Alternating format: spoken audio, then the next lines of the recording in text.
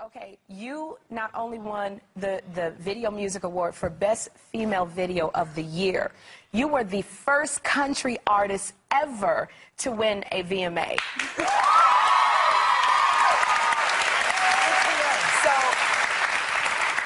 So, we're going to torture you one last time, girl. You know, Sunday, while you were accepting your award, Kanye West jumped on the stage and he took your mic. What was going through your mind? Well, I think my overall thought process went something like, wow, I can't believe I won. This is awesome. Don't trip and fall. I'm going to get to thank the fans. This is so cool. Oh, Kanye West is here. Cool haircut.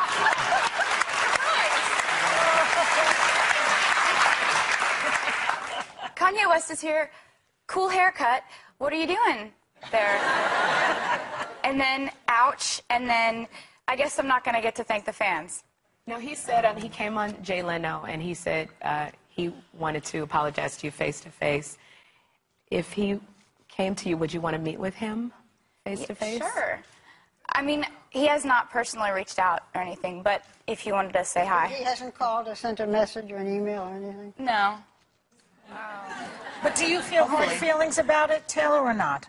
You know, I'm not going to say that I wasn't rattled by it. Rattled.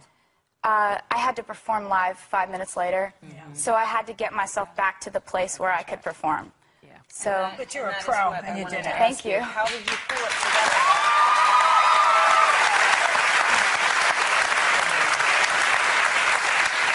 So, where did you find the strength to perform after that? Because that had to be hard. Well, you know, there were a lot of people around me backstage that were saying wonderful, incredible things and just having my back. And all the other artists that came and showed me love, you know, in the hours following it, and all the people tweeting about it and all the fans. And I just never imagined that there were that many people out there looking out for me.